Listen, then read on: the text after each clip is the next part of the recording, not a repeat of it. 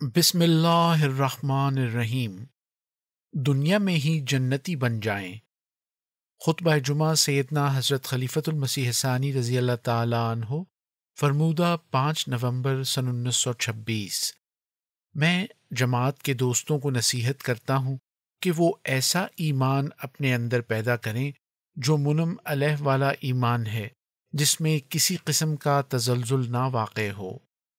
نومبر سن 1926 میں دیے گئے اس خطبہ جمعہ میں حضرت مصلح موعود رضی اللہ تعالیٰ عنہ نے قرآن کریم کی روشنی میں اسی دنیا میں جنت حاصل کرنے والے مومنین کی علامات بیان فرماتے ہوئے اس امر کو واضح فرمایا کہ اس دنیا میں جنت حاصل کرنے سے کیا مراد ہے۔ علم و معرفت سے پر یہ مختصر خطبہ جمعہ قارئین کے استفادے کے لیے شائع کیا جاتا ہے۔ ادارہ تشہد، تعوذ اور سورہ فاتحہ کی تلاوت کے بعد فرمایا، آج بعض ضروری کاموں کی وجہ سے اس قدر دیر ہو گئی ہے کہ خطبے کے لیے بہت اختصار کی ضرورت ہے، اس لیے میں نہایت اختصار کے ساتھ آپ لوگوں کی توجہ اس امر کی طرف پھیرنا چاہتا ہوں کہ سورہ فاتحہ سے معلوم ہوتا ہے کہ انسان کے اندرونی حالات و کیفیات کو مد نظر رکھتے ہوئے 4 قسم کے انسان پائے جاتے ہیں۔ ایک تو وہ لوگ ہیں جن کی حالت ایسے اطمینان کے مقام پر پہنچ گئی ہے کہ اس کے اندر کسی قسم کا تغیر اور کسی قسم کا بگاڑ نہیں پیدا ہو سکتا۔ ان کے قلوب اس حد تک صاف ہو جاتے ہیں، ان کی روحانیت کا آئینہ ایسا مصفی ہو جاتا ہے اور ان کے افکار اتنے پاکیزہ ہو جاتے ہیں کہ کسی قسم کی میل کا نشان ان میں باقی نہیں رہتا۔ انہوں نے اسی دنیا میں ایسے مقام کو پا لیا ہوتا ہے کہ اس میں نہ ان پر بڑھاپا آتا ہے، نہ ان پر موت وارد ہو سکتی ہے۔ وہ اس دنیا میں ہی اس مقام کو حاصل کر لیتے ہیں جس میں انسان ننگا اور بھوکا اور پیاسا نہیں رہتا۔ غرض مختصر الفاظ میں ہم کہہ سکتے ہیں کہ انہوں نے جنت کا مقام حاصل کر لیا۔ قرآن کریم ہمیں بتاتا ہے کہ جو لوگ اللہ تعالیٰ کی خشیت رکھتے ہیں ان کے لیے 2 جنتیں ہوتی ہیں۔ سورہ رحمان آیت 47۔ ایک جنت تو اس دنیا میں پاتے ہیں اور ایک اگلے جہان میں، اور جنت وہ مقام ہے جس میں نہ سردی ہے نہ گرمی، جس میں انسان نہ ننگا ہوتا ہے نہ بھوکا اور نہ پیاسا ہوتا ہے۔ اب اگر کوئی اس دنیا میں اس مقام کو پا لیتا ہے تو ہم کہہ سکتے ہیں کہ وہ جنت میں داخل ہو گیا، ورنہ اگر ظاہری ترجمہ لیں تو دنیا میں کوئی انسان نہیں نظر آتا جو دنیا میں ان چیزوں سے متاثر نہ ہو، یہاں تک کہ رسول بھی ان چیزوں سے متاثر ہوتے ہیں۔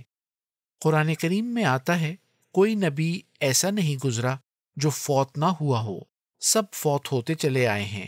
اسی طرح تمام انبیاء کھاتے پیتے سوتے رہے ہیں۔ وہ کپڑوں کے بھی محتاج تھے، کھانے پینے کے بھی محتاج تھے، اور سردی گرمی سے بھی متاثر ہوتے تھے۔ بڑھاپا بھی ان پر آیا۔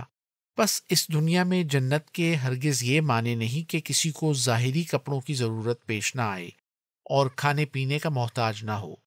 اصل بات یہ ہے کہ مذہب روحانیت کے متعلق گفتگو کرتا ہے، اور باقی امور جو طبعی اور تمدنی دنیا کے ساتھ تعلق رکھتے ہیں ان پر مذہب کا کام نہیں کہ روشنی ڈالے۔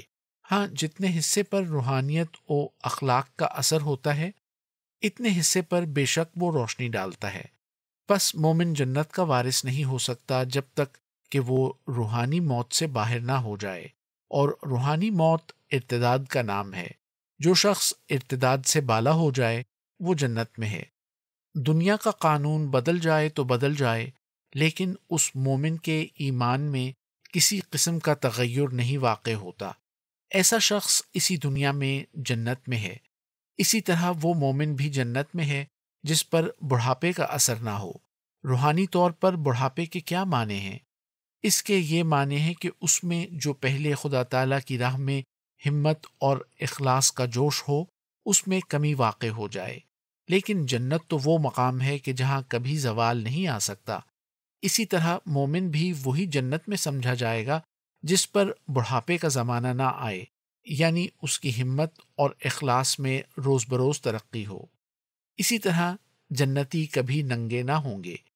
اس کے یہ معنی ہیں کہ ان کے تقوی کا جامہ چاک نہیں ہوتا، ان کی محبت الہی میں کمی نہیں آتی۔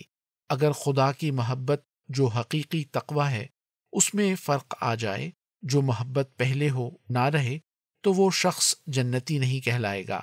پھر جنتی کبھی بھوکے اور پیاسے نہیں ہوں گے۔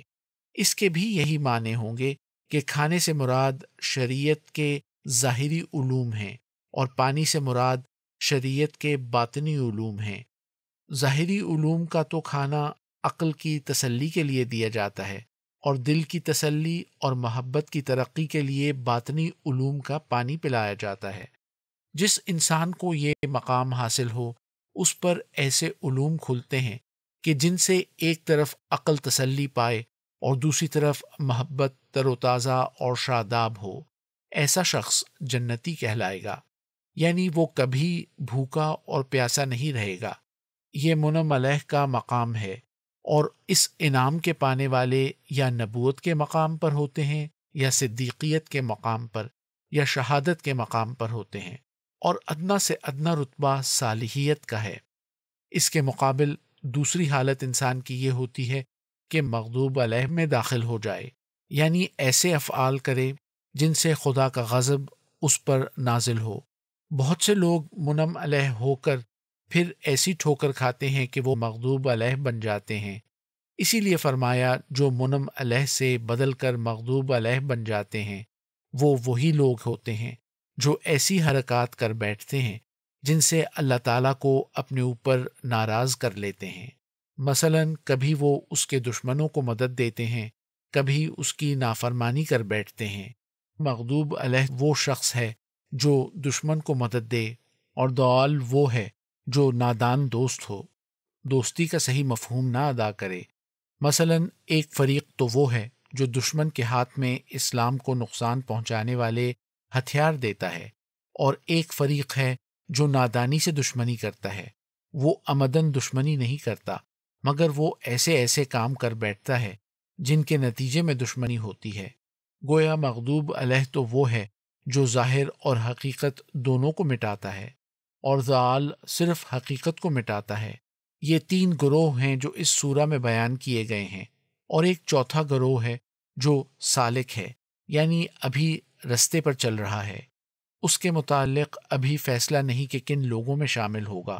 وہ جس طرف جا رہے گا اس میں شامل سمجھا جائے گا، اور ایسا شخص خطرے سے خالی نہیں ہوتا۔ اس لیے ہر ایک مومن کا یہ فرض ہے کہ کوشش کر کے منعم علیہ میں داخل ہو جائے، یعنی ایسے مقام پر پہنچ جائے کہ اس کی عقل کو ثبات حاصل ہو، زمانے کی رو اور جذبات کی رو اس کے ایمان میں تزلزل نہ پیدا کر سکے۔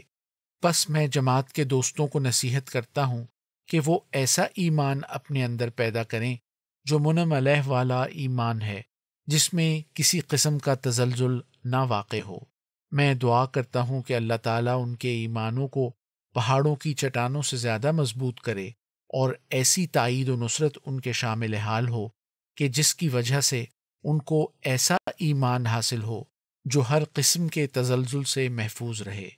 الفضل 16 نومبر سن 1926۔